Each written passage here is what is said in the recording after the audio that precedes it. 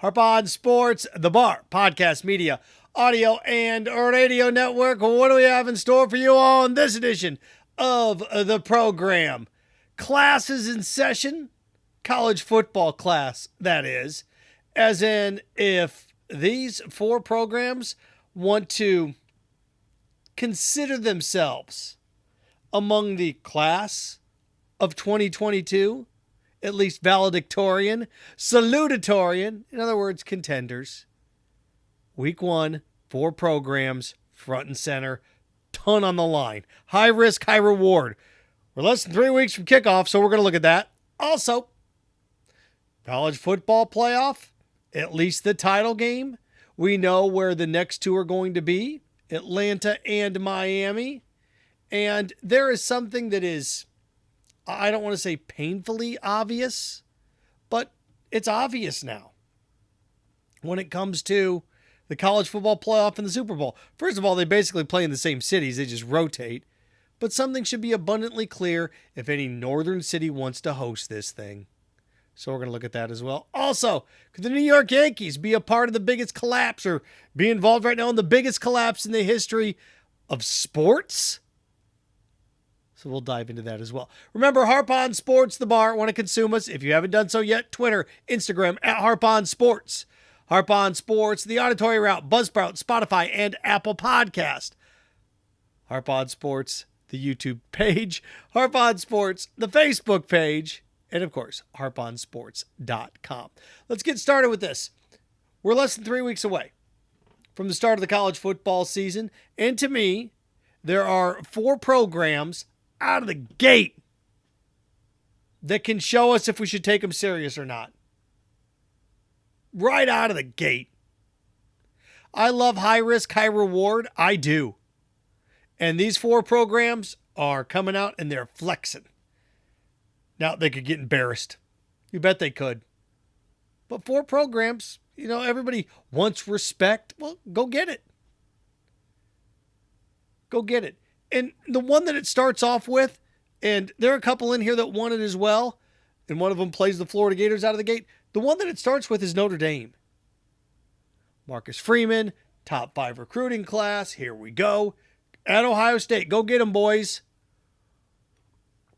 Let's face it, for the better part of the last 7 or 8 years, with the exception of Clemson, Ohio State is the only non-SEC school that recruits at an SEC talent clip that can compete with that conference.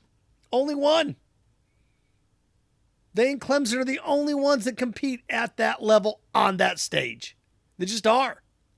So here comes Notre Dame, preseason number 5. Now look, they can go in there and be competitive and lose 31-24, and people will say, all right, well look, they showed that they belong.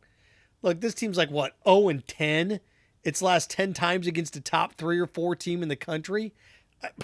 Eventually going to have to beat one. If Notre Dame goes in and dumps Ohio State on the road, are they taken seriously? Absolutely. At that point, then Notre Dame has a path to the college football playoff as long as they don't lose. As long as they don't lose. Even with one loss, they have a great path because that's going to be a fantastic win if they can go in there and do it. Do I think they're going to do it? No, I don't. But high risk, high reward out of the gate. 4 big games. The biggest, of course, the one that's got the most on the line out of the gate is Notre Dame at Ohio State. Now, some may say, well, it's Ohio State because they're ranked harder or higher. I've seen Ohio State get beaten, go on and win things. I've seen Ohio State lose to Virginia Tech and go on to win the national championship. I've seen Ohio State lose big games and still win stuff. Notre Dame's still searching for some sort of marquee victory since when? When's the last time they had a marquee, oh my God, victory? Yeah, I know. 25 years? Has it been that long? Yeah, but it's pretty close. Pretty close. So that's one. The other 3 big ones out of the gate to me, Utah, Florida. For Utah's perspective, Utah, look, Pac-12, champs, Rose Bowl, Ohio State had them on the ropes, scored 40-plus points against them, lost. Now they go to Florida and go, the spread's only 2 points. Like, this is going to be a good test for them. It shouldn't be. Utah should skull drag Florida. If Utah's legit, if Utah's rolling out of the Pac-12, They're the defending champs. They went to the Rose Bowl and contended with Ohio State and had a beat. Had the lead on them in the fourth quarter. And that team's going to go into Gainesville for a team that's picked to finish fourth in their division and struggle? If Utah wants to be taken seriously, they got to win that puppy like 37-21. If Utah goes into the swamp and wins 28-24, oh wow, this team's supposed to be a legitimate, we're supposed to take the Pac-12 seriously when they can't even go in and dust off the fourth best team in the weakest of the two divisions of the conference? Raise it. Raise the level. Utah, you want us to take it seriously? You need to go into Florida, win by 2 scores. And I don't mean one of those cheap 2-score things either. I don't mean one of those, 30-21. I mean, it's got to be you have control of it. Where fans are looking around at themselves, start of the fourth quarter, and say, we don't score on this first drive, we're leaving type of stuff. Utah, you want us to take us serious? You want us to take you seriously? You better skull drag Florida. Better beat them by, again, like I said, it's got to be something like 36-21, 38-21, something like that. You're like, okay, well, you got our attention. You went on the road in the SEC and won by a couple of scores. Gotcha. And I know they're cranking up the crowd noise and playing in heat. Yeah, it's going to be at night, so I get it's going to be humid. It always is at night in Florida in September. But this whole notion that, like, and Gator fans will do this to me too, like, we're going to get them here and they're not going to be ready to handle the heat. It's going to be at night. Trust me, it's hotter in Utah during the day than it is at Florida at night.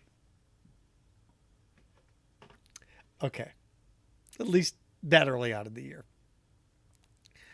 You if you got into me maybe a little bit in November, you could maybe talk me into it, but no. The third team I have out of the gate, again, out of the gate, 4 programs, like pretender, contender. You want respect? Oregon. Oregon's at Georgia. Wow. Hey, look, people think Utah, Oregon is your Pac-12 elite, and they are. Utah, Oregon, one of those two teams is going to win the Pac-12. Okay. Oregon, a decade ago we took you seriously. Since then, Marcus Mariota got you to the national championship game, and Ohio State Donkey Konged you. It's ugly. Ugly. Show us. Now, I think Oregon is the only one on this list that doesn't have to win to prove something. If Oregon would go into Georgia and lose, like by a field goal, then all of a sudden people look around and go, okay, the Pac-12 to go in the, look, Utah goes in and drills Florida and Oregon goes on the road and beats Georgia. Could you imagine for 1 second if both those Pac-12 teams win on the road? See? But Oregon is the third team on my list of the 4 that have the most to prove out of the gate. Oregon, Notre Dame's number 1, Utah, of course, number 3 on my list is Oregon. Number 4, Cincinnati. Cincinnati goes to Arkansas. Cincinnati last year made the playoffs. I thought that they proved that they deserved to be in the playoffs. Yeah, did they struggle with Alabama? You bet. But up front, they were competitive for 3 quarters. They were. More so than Notre Dame, more so than Michigan was. Cincinnati was more competitive against Alabama than Michigan was against Cincinnati. Than Michigan was against Georgia. So here we go. Cincinnati at Arkansas. Luke Fickell stayed. Cincinnati's going to join the Big 12. Arkansas, a lot of people think Arkansas can finish second in the SEC West. Cincinnati goes into Arkansas week 1 and wins. It's like, hey man, here we go again. And here's the secret sauce here. Cincinnati goes into Arkansas and wins. Cincinnati is now, and they're not in the Big 12 yet, Cincinnati is now that non-Power 5 team. 10, 15 years ago, it was Boise State. It was. 10, 15 years ago, that team was Boise State. Then it became Houston for a little while. Houston was good. Grabbing our attention. Other teams kind of messed around. My alma mater went undefeated 1 year in the regular season. But like Northern Illinois, some teams flirted with it. Then the team that took it and ran with it was UCF. UCF will walk into the room and say, we're the greatest on the planet. We're champions. And you haven't beat anybody. So, look at our trophy. We'll make one. Well, Cincinnati, they're getting ready to take that. And the minute they join the Big 12, they are it. But they don't really, hold that mantle, that little guy anymore. But Cincinnati goes into Arkansas and wins. Buckle up. Buckle up. So those are the four teams that I think can that want respect, that talked about respect. Well, show us you're not a one-trick pony. Utah almost beat Ohio State. Show us you're not a one-trick pony. Going to Florida, drill them. Notre Dame, Marcus Freeman, all this recruiting. Go in there and win. Notre Dame was 0-10 their last 10 times they played top 4 or 5 teams. Oregon, go to Georgia. Show us you got. And, of course, Cincinnati. Was it a fluke? Show us. Show us. And Arkansas. All right. Something that was announced on Monday, that the college football playoffs are going to see championship games in Atlanta and Miami.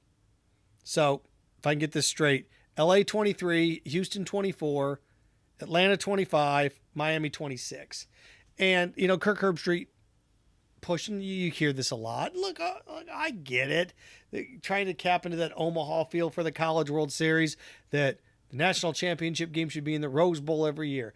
It just doesn't have the luxury amenities. It doesn't. Seats a lot. This doesn't have the amenities. Not for what you're leaving tens of millions of dollars on the table by doing it that way. You open it up for bidding, you get to travel, you get to go to different places. And look, let's face it, the college football playoff is basically in a rotation now, like the Super Bowl was, or is. They go to the same cities. They do. I mean, Indianapolis just hosted the college football playoff, but Indianapolis hosted the Super Bowl a decade ago. So, the only thing you're not going to see is you're not going to see the college football playoff in New York. And the one place that is going to, throw its hat in the ring coming up here pretty soon is going to be Vegas. Right? You go LA, Houston, Atlanta, Miami. Those are 3 straight southern cities. Now, Houston more southwest, depending on how you sit and look at the map. But after it goes back-to-back Atlanta, Miami, there's going to be a trek. Okay, where we're going to go? Jerry's World. Dallas is going to get back into the running. But then you start to realize something. If you want any shot at hosting this, Indianapolis hosts the Big Ten Championship. They've got to host a Super Bowl. They've got to host the National Championship game. You better have a lid on that thing. And, Chicago talking about putting a retractable roof. Look, if Chicago does that to Soldier Field, you bet they'll get to host these things. Super Bowl in Chicago, you bet they'll do that. I'll be cold. Not with a roof on it, won't. National championship game in Chicago? You bet they will. So they talk about a couple $2 billion. You're going to get to host Super Bowls. You're going to get to host national championship games. You don't do that, you're not going to get that. You're just not. Cleveland's not going to get to do it. Green Bay's not going to get to do it. Minneapolis gets to, right? Minneapolis got a Super Bowl, but they're not going to go back there for a decade, if not longer. They're just not. Detroit has one, but Detroit's still in this, 30-year grind to get out of what it is downtown. And what they've done in the last 15 years in downtown Detroit's amazing. But they've probably got 10 years to go before they become a legitimate go at it. And for Jacksonville, talk about adding a roof, you're not even close. Not even close. And I know Tampa hosted without a lid in the Super Bowl. They're pretty much the only place I can think of without a lid that's got to host. Phoenix has one. I mean, think about it. The next 4, LA, roof. Houston, roof. Atlanta, roof. Miami, roof. Coming up, Dallas, New Orleans, roof. If you want to host a major sporting event, you have to have a roof. You just do. In football, you have to. It's just the way it is. So, and again, one place for all of this, that's great for the Masters in golf. And there's certain things that are special, like The Rose Bowl in and of itself is special. I know they don't want to lose the luster of it. It's starting to lose its luster a little bit, especially now with USC and UCLA heading to the Big Ten. Now, look, it's going to be really, really cool if you ever get to see USC and, well, I don't know how cool it'll be, right? If you got to see USC versus Oregon in the Rose Bowl, it'd feel kind of weird, but it is possible that you could see that in the next 5 or 6 years. I don't like the College World Series in Omaha. I'd love to see it rotate. It's like, oh, Omaha's great. Oh, okay, I've been there. Love it. But I think it'd be cool if I were a college baseball player. I can only imagine playing the College World Series at Yankee Stadium. College World Series at Wrigley Field. I'd like to see a 4-city rotation. Fenway, Yankee Stadium, Wrigley Field, Dodger Stadium. You'll ruin it. Yeah. Okay. You bet. So there you go. Again, you better put a lid on that thing. You want any action. You want any action. Chicago, you want to get involved with this? Chicago's the biggest city in America that didn't get to do anything like this. You may say, well, New York doesn't get to either. Yeah, I guess you're right. But New York's different. Right? Was the ACC tournament in Brooklyn this year?